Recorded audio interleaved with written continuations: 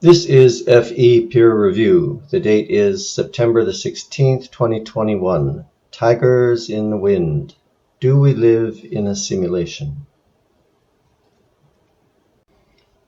If you'd like to read this, you can pause the video here. I'm going to move on. Creaky Blinder just put up a short video. It showed something he picked up on TikTok from someone else. They had filmed a helicopter flying overhead, and the frame rate of their video nearly matched the blades of the helicopter, so that on the video the helicopter appeared to be flying while its blades were barely moving.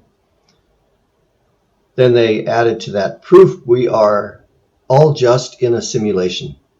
A few people responded in the comments mentioning something called the simulation hypothesis, which is an idea that's been floating around for a few years.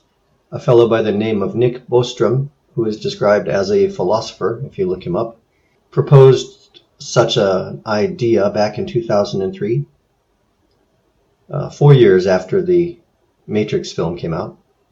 And that's an idea that's been floating around circles ever since. Anyway, these comments, they were fine. I have no problem with the comments, but they got me to thinking. It ties in kind of a little bit with a video I had made just a few weeks ago. And I thought I would just expand on this little idea about the roles of philosophy and logic in science. This is kind of a case study, an example, a good example.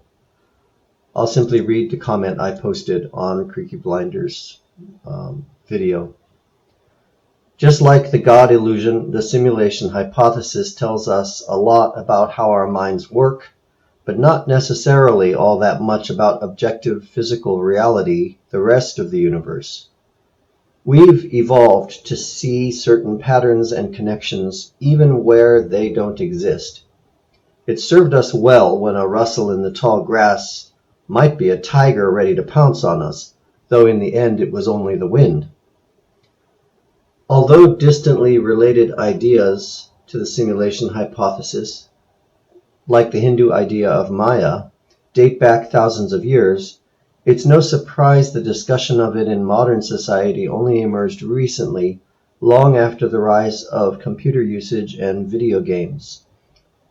I'll add in here, I refer to video games because of the way that they typically involve the creation of a simulated world through which you're moving. These things are easy to turn to as metaphors, but metaphors have their limits. Philosophical speculation has its place in the advancement of knowledge, and speculating that the universe is a, quote, simulation might lead to some useful and correct insight, but the nature of the universe is independent of our philosophical speculations about it. If we want to know it objectively for what it is, we must move from such speculation to the observation of physical reality. The danger of using such speculation as an inspiration or starting point for a line of research is our tendency toward confirmation bias. If we go out looking for a certain phenomenon, we will almost certainly find it, whether it is there or not. That's just the way we are. Tigers in the wind.